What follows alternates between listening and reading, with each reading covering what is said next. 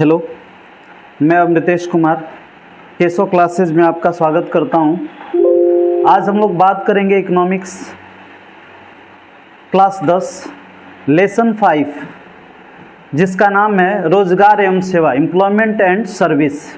इसके बारे में हम लोग बात करेंगे, समझेंगे कि रोजगार और सेवा का हमारे अर्थव्यवस्था में कितना बड़ा रोल है, कितना बड़ा योगदान है। देखिए, रोजगार और सेवा होता क्या है। रोजगार और सेवा की क्रिया होती क्या है। अगर हम बात करते हैं कि हम पढ़ लिख के कहीं पे कोई काम कर रहे हैं, तो काम कर रहे हैं तो इसका मतलब है कि हमें रोजगार के अवसर उपलब्ध हो चुका है। लेकिन ये कतई नहीं कहा जा सकता कि हम रोजगार उन्मुख हैं। यानी कहने का मतलब कि रोजगार क्या होता है। रोजगार का मतलब आज तक हम लोग समझ रहे हैं कि काम करना रोजगार है, ये रोजगार नहीं है। अगर कोई व्यक्ति पढ़ लिख कर के किसी बिजनेस को कर रहा है, किसी नौकरी को कर रहा है, तो वो उसका रोजगार कतई नहीं हो सकता है। रोजगार हुआ क्या, यानी उसकी योग्यता के अनुसार जब उसे काम करने का अवसर प्राप्त होता है तो इसे हम रोजगार कहते हैं। यानी रोजगार का शाब्दिक अर्थ सीधा सीधा समझें कि एक पीएचडी करके, एक कोई लड़का पीएचडी करके और बहुत बढ़िया किसी स्कूल में चपरासी के नौकरी पर कार्य कर रहा है, तो वो व्यक्ति क्या है, रोजगार उन्मुख नहीं है, वो बेरोजगार की श्रेणी में आएगा। क्योंकि रोजगार का मतलब ये हुआ कि उसकी योग्यता के अनुसार उसे क्या प्राप्त होनी चाहिए, रोजगार के अवसर मिलना चाहिए। एक इंजीनियरिंग किया हुआ बच्चा और आकर के किसी ब्लॉक में कंप्यूटर ऑपरेटर का काम करता है, कंप्यूटर ऑपरेटर का काम करता है, इसका मतलब ये हुआ कि वो बंदा जो है वो वास्तव में रोजगार उन्मुख नहीं है। कहने का मतलब हुआ कि रोजगार हुआ क्या, यानी किसी देश की जनसंख्या का वह भाग जो वर्तमान समय में अपनी योग्यता के अनुसार कार्यरत होती है, तो उसे रोजगार कहा जाता है। यानी कहने का मतलब है कि किसी देश की अपनी कोई ना कोई जनसंख्या होगी। जनसंख्या में भी दो तरह की चीजें होगी, एक श्रम बल और दूसरा हो जाएगा कार्यबल। श्रम बल और दूसरा हो जाएगा कार्यबल। यानी जनसंख्या में क्या होता है, किसी देश की जनसंख्या में बच्चा, बूढ़ा, स्त्री, पुरुष सभी मिलकर होते हैं। उसमें विकलांग होते हैं, अपाहिज होते हैं, रोगग्रस्त लोग होते हैं, सब शामिल होते हैं। सबको मिला करके जनसंख्या क्रिएट होती है। अब मान लीजिए किसी देश की जनसंख्या 100 है और 100 पीपुल में से 60 पीपुल स्वस्थ हैं जो कहीं ना कहीं काम कर सकते हैं। 10 पीपुल जो है बुजुर्ग हैं, ओल्ड हैं, बहुत ओल्ड हैं, और 20 पीपुल जो हैं वो क्या है, रोगग्रस्त हैं, रोगग्रस्त हैं, और इसमें 10 और हैं जो बच्चा हैं। अब जाहिर सी बात है कि ये 10, 20, 10, 30, 10, 40 जो है ये काम करने के योग्य नहीं है। तो ये जनसंख्या का पार्ट तो हो सकते हैं, लेकिन इसे श्रम बल नहीं कहा जा सकता है। श्रम बल कौन हुआ, 60। यानी जनसंख्या अगर हो गया कितना, 100, जनसंख्या हो गया 100, तो उसमें से 40 जो है वो क्या है, बेकार हैं। बेकार में क्या है, काम करने लायक नहीं, जैसे बुढ़ा है, बच्चा है, या रोगग्रस्त लोग हैं, रोगग्रस्त व्यक्ति या जो भी हैं। तो बच गया कितना, 60 जो हुए, यही श्रम बल हुए। तो श्रम बल का सही परिभाषा क्या हुआ, श्रम बल क्या हुआ, किसी देश की जनसंख्या का वह भाग जो वर्तमान समय में किसी न किसी कार्य को करने में सक्षम हो। यानी जनसंख्या का वह भाग जो किसी न किसी काम को करने में सक्षम हो, तो उसे क्या कहते हैं, श्रम बल कहते हैं। अब इस श्रम बल में मान लीजिए 60 हमारा श्रम बल हो गया, 100 इसकी जनसंख्या है और 60 मेरा श्रम बल हो गया। लेकिन जितनी श्रम बल हो सकती है उसके अनुरूप अगर औद्योगिक विकास है या फिर रोजगार के अवसर है, तब तो वो श्रम बल कार्य बल में तब्दील हो सकती है। मान लीजिए कि हमारे यहाँ कंपनी की कमी है, तो हमारे यहाँ 50 व्यक्ति जो हैं वो काम में लगे हैं, कोई ना कोई कार्य कर रहे हैं, नौकरी करें या व्यवसाय करें। तो 60 श्रम बल में 50 लोग कार्यरत हैं, तो कितने लोग बाबू बैठे हैं? 10 लोग। तो इसी 10 लोग को हम लोग क्या कहेंगे?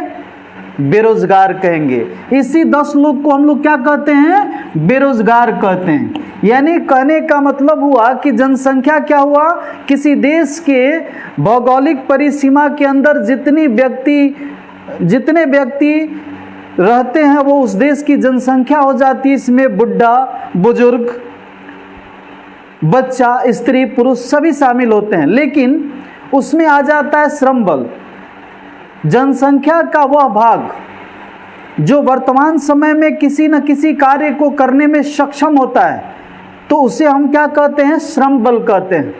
और उस श्रम बल का वह भाग जो वर्तमान समय में किसी न किसी कार्य में संलग्न होता है, तो उसे हम क्या कहते हैं? उसे कार्य बल कहते हैं। और कार्य बल और श्रम बल, यानी श्रम बल और कार्य बल के अंतर को ही हम बेरोजगार के नाम से जानते हैं। यानी बेरोजगार जो हुआ वो कार्य बल और श्रम बल का अंतर है। बेरोजगारी क्या है? तो किसी देश की जनसंख्या में यदि कार्यशील जनसंख्या से क्या करते हैं? श्रम बल में से कार्यशील जनसंख्या को घटा देते हैं, तो उसके परिणाम स्वरूप जो प्राप्त होता है वही हमारे देश का क्या हो जाता है? श्रम बल हो जाता है, कहती बेरोजगारी हो जाता है। अब प्रश्न बनता है कि बेरोजगारों के प्रकार क्या है? देखिए, बेरोजगारी कई प्रकार का होता है। एक हो जाता है आपका शिक्षित बेरोजगारी। शिक्षित बेरोजगारी क्या है?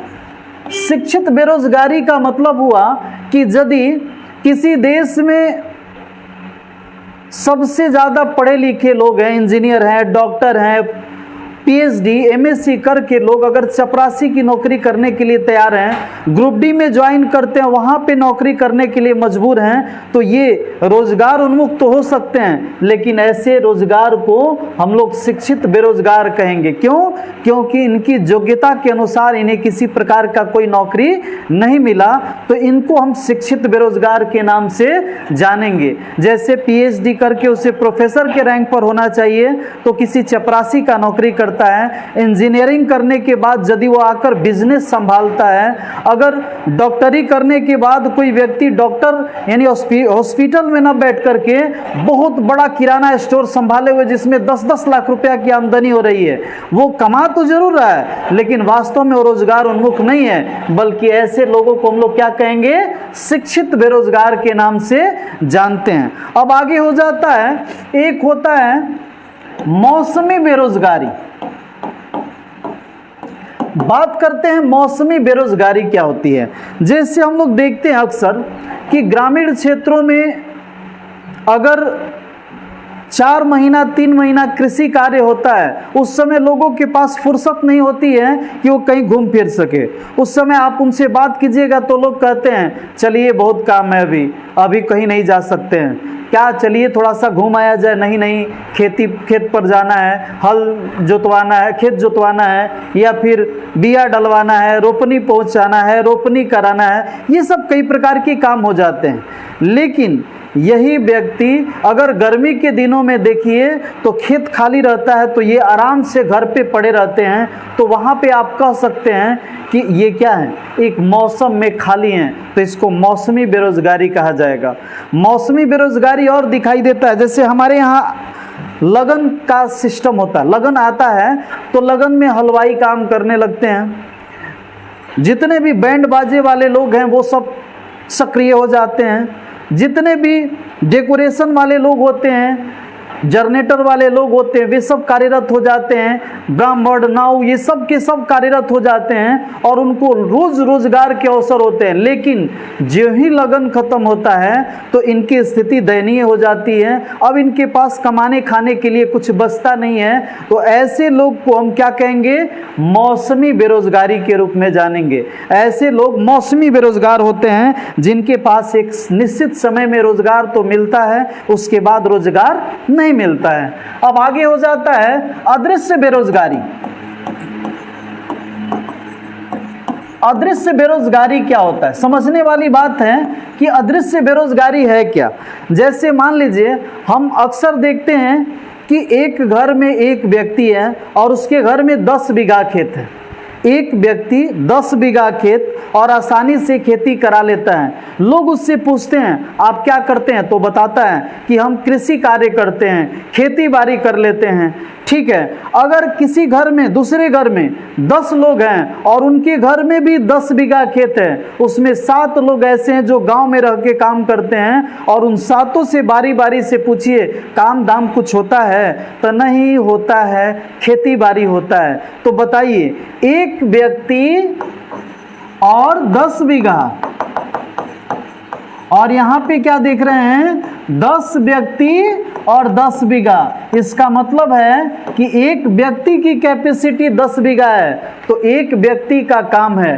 9 व्यक्ति इसमें जो हैं वो दिखाई नहीं दे रहा है, अदृश्य हैं, इसलिए अदृश्य बेरोजगार हुए। एक दुकान और उसे एक किराना दुकान को, उस एक किराना दुकान को एक व्यक्ति आसानी से चला लेता है। लेकिन कभी कभी ऐसा देखा जाता है कि घर में 3 सदस्य हैं, तो तीनों उसी दुकान में एंगेज रहते हैं और तीनों से बारी बारी से पूछा जाएगा आप क्या करते हैं भाई, तो हम तो दुकानदौरी चलाते हैं। तो मतलब क्या है कि इस 3 में एक का काम है और 2 क्या है, अदृश्य बेरोजगार है। हालांकि देखिए कृषि क्षेत्र में अदृश्य बेरोजगारी सबसे अधिक मात्रा में पाई जाती है। कृषि क्षेत्र जो है अदृश्य बेरोजगारी का एक अखाड़ा है, जहां पे अब सोचना ही नहीं कितना अदृश्य बेरोजगारी है।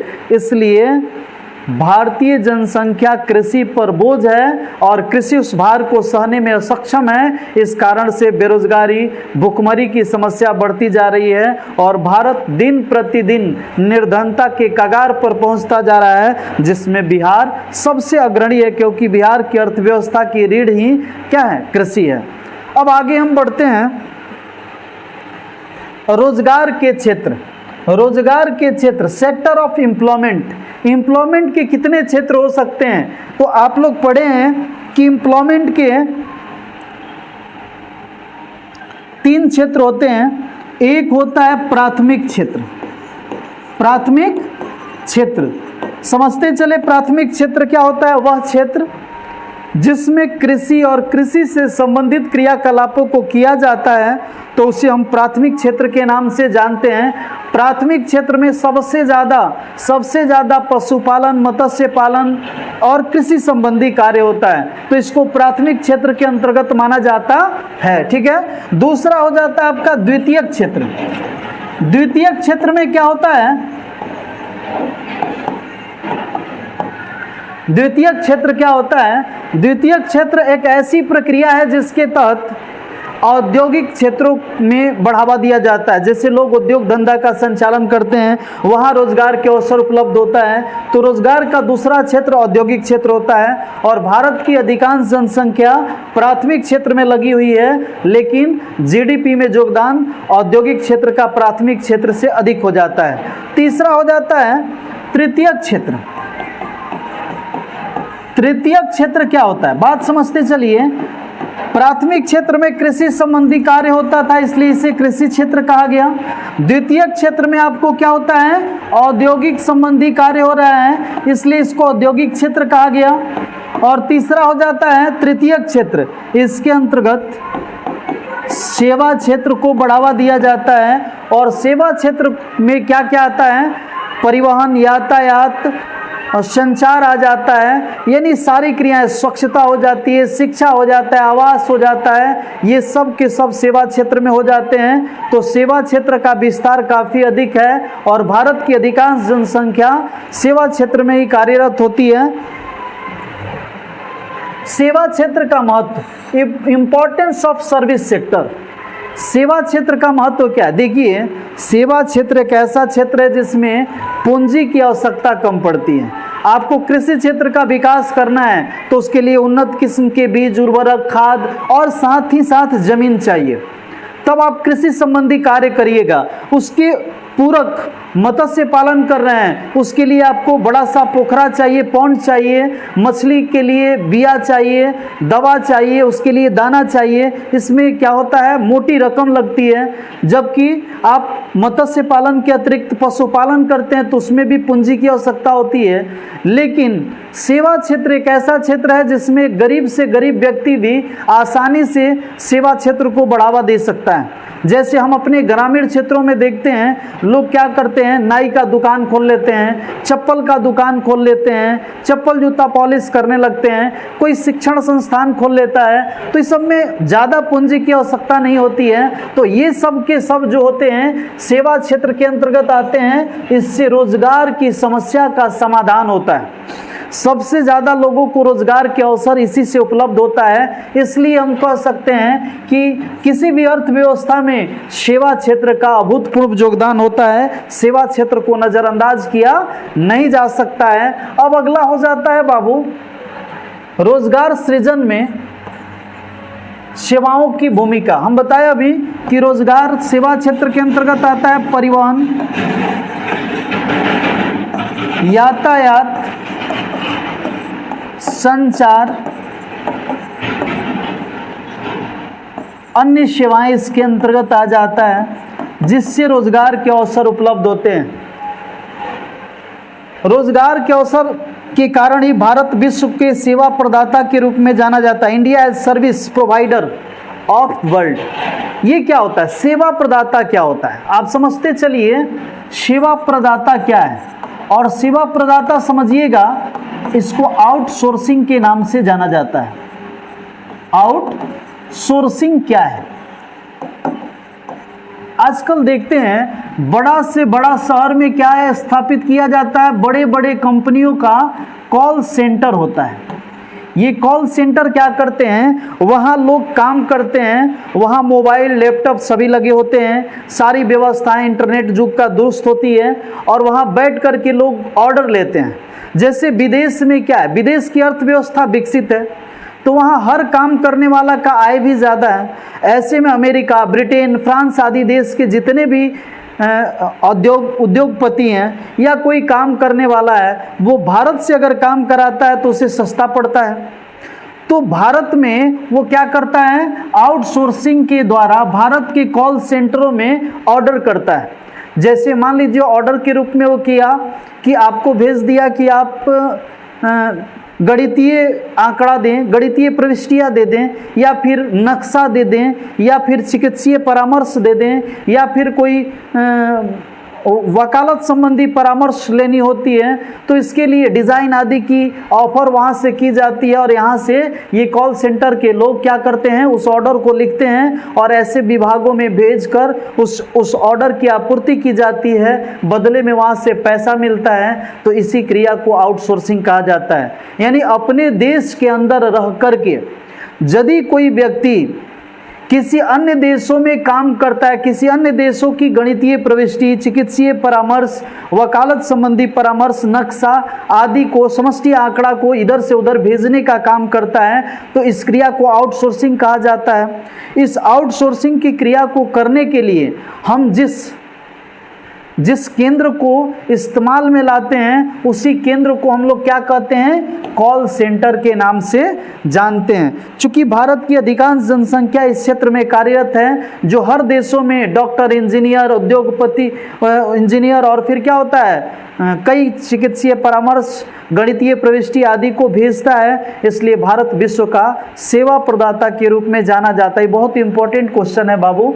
अब आगे है सेवा क्षेत्र के विकास में बुनियादी सुविधा और शिक्षा की भूमिका। देखिए सेवा क्षेत्र जो होता है वो बड़ा मार्मिक क्षेत्र है, क्योंकि सेवा क्षेत्र से उत्पादन तो होती नहीं है, लेकिन उत्पादन बहुत हद तक प्रभावित होती है। जैसे हम बात करते हैं कि एक शिक्षित, एक पढ़ा लिखा कारीगर, कुशल कारीगर जितनी कम लागत खर्च में बढ़िया उत्पादन दे सकता है, वो एक अनपढ़ कारीगर नहीं दे सकता है।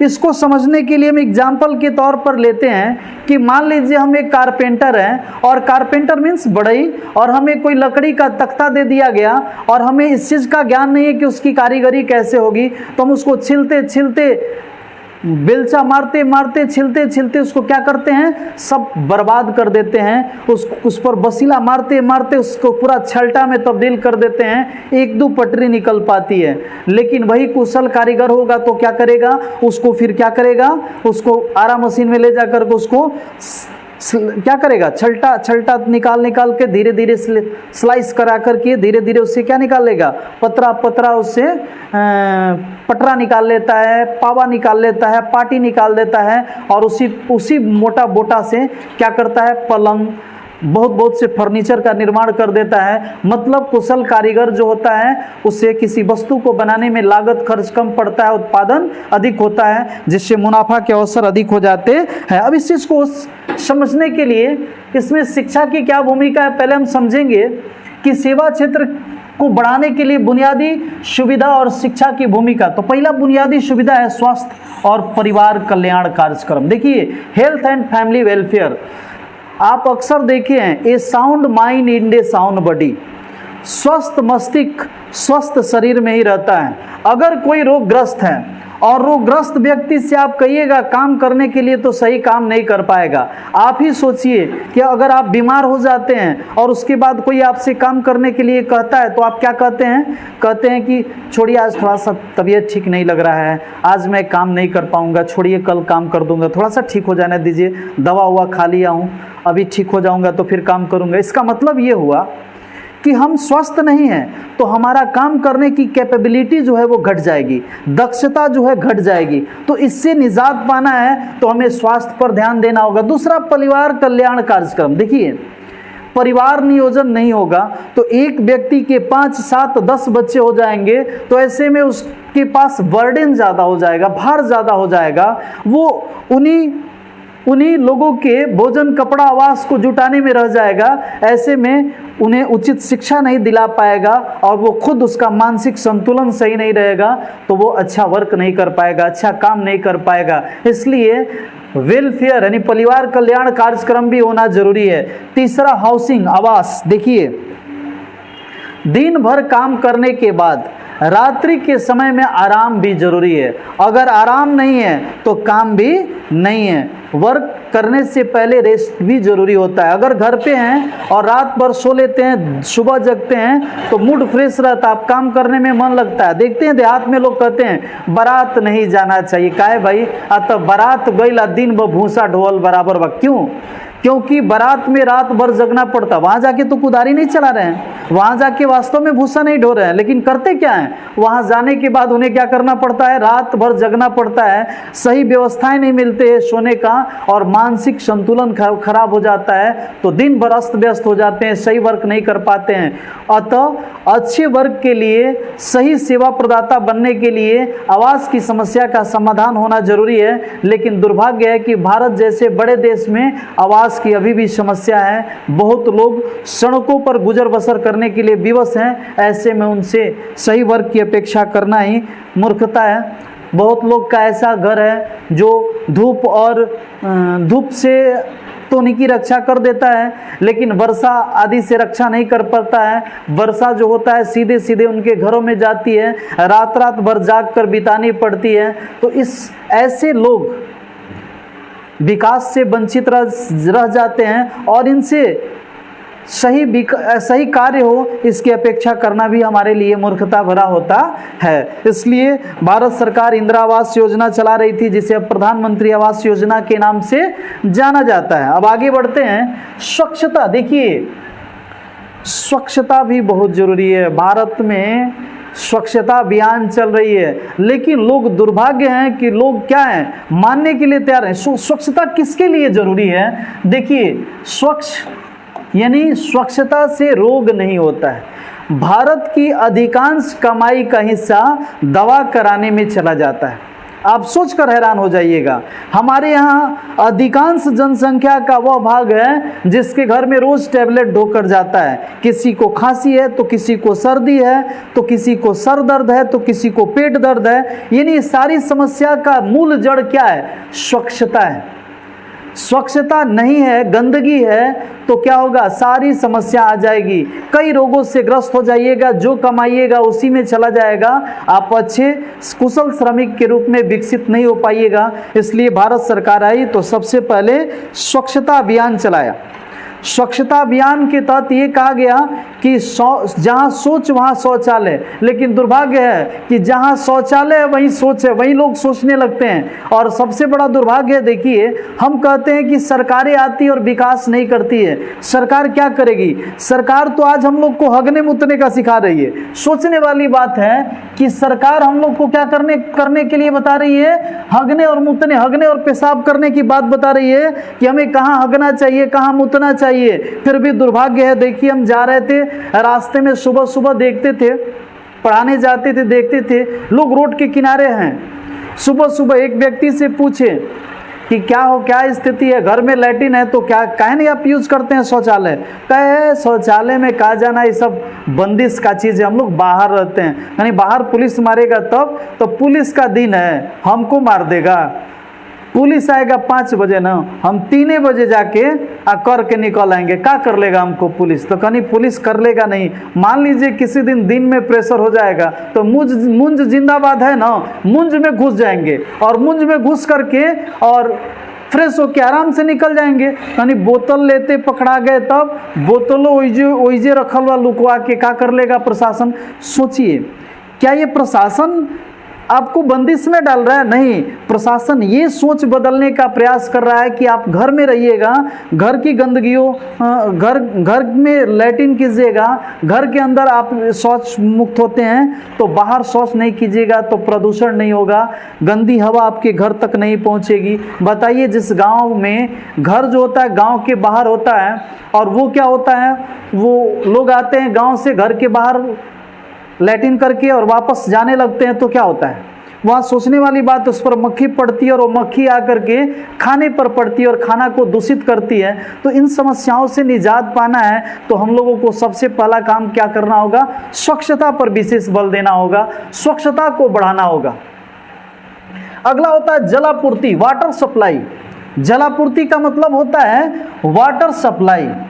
वाटर सप्लाई क्या होता है? देखिए, जल, आज हम लोग जिस जल का इस्तेमाल कर रहे हैं, जल का दोहन होने के कारण आर्सेनिक की मात्रा बढ़ती जा रही है, और जिस जल का हम लोग इस्तेमाल कर रहे हैं वो दूषित जल है और उससे कई प्रकार की भयावह बीमारियां हो रही है। इसलिए सरकार नल जल योजना लगा रही ताकि स्वच्छ जल हर घर तक पहुंचे, लोग रोगग्रस्त न हो, ताकि कुशल समाज का निर्माण हो सके, ताकि विकास की गतियों को निर्बाध रूप से संचालित किया जा सके, विकास की गतियों को निर्बाध रूप से संचालित किया जा सके। अब उसके बाद होता है बाबू शिक्षा, एजुकेशन। अभी हम बताएं कि एक शिक्षित व्यक्ति ही सभ्य समाज का निर्माण कर सकता है। एक कुशल श्रमिक शिक्षित श्रमिक हो सकता है, और कुशल श्रमिक कम लागत खर्च में अधिक से अधिक उत्पादन देने की कैपेसिटी रखता है। इसलिए शिक्षा की आवश्यकता सबसे ज़्यादा पड़ती है। भारत में शिक्षा के स्तर को 3 वर्गों में बांट दिया गया है: माध्यमिक शिक्षा, प्रारंभिक शिक्षा और उच्च शिक्षा। देखिए, प्रारंभिक शिक्षा ये क्या होती है? 1 से 8 क्लास तक की शिक्षा को हम लोग प्रारंभिक शिक्षा के नाम से जानते हैं, जिसमें 5 वर्ष से 14 वर्ष के बच्चों को अनिवार्य शिक्षा कर दी गई है। अब 5 से 14 वर्ष के बच्चा है, उन्हें यदि कोई काम पर लगाता है, शिक्षा से वंचित करता है, तो कानून के समक्ष अपराधी है। ऐसे में इन बच्चों को पढ़ने का अधिकार है, उसके अधिकार से वंचित करना कानूनन जुर्म है। दूसरा हो जाता है माध्यमिक शिक्षा। माध्यमिक शिक्षा जो है वो 9 से 12 तक हो जाता है, जिसके अंतर्गत क्या होता है? ITI, पॉलिटेक्निक आदि सब के सब आते हैं। ITI, पॉलिटेक्निक के सभी इसके अंतर्गत आ जाते हैं, जिसको हम लोग उच्च माध्यमिक शिक्षा के नाम से जानते हैं। इसके बाद बाबू हो जाता है उच्च शिक्षा। उच्च शिक्षा जो होता है हायर एजुकेशन, इसके अंतर्गत डॉक्टर, इंजीनियर, अन्य MBA, ये सब चीज़ें इसके अंतर्गत आता है। और इसकी आवश्यकता क्यों पड़ती है, पूछता है कि उच्च शिक्षा की आवश्यकता क्यों पड़ती है। बड़े बड़े सेवा प्रदाता के रूप में जैसे डॉक्टर, इंजीनियर, तकनीक का विकास, स्वच्छ लोगों को बनाने के लिए ताकि कुशल श्रमिक का निर्माण हो सके, अच्छे अच्छे तकनीकों का विकास हो ताकि कम लागत खर्च में अधिक से अधिक उत्पादन हो सके, इसके लिए उच्च शिक्षा की आवश्यकता पड़ती है। Thanks for watching video. आज अगले चैप्टर के लिए आप अगला वीडियो वॉचिंग करें। धन्यवाद।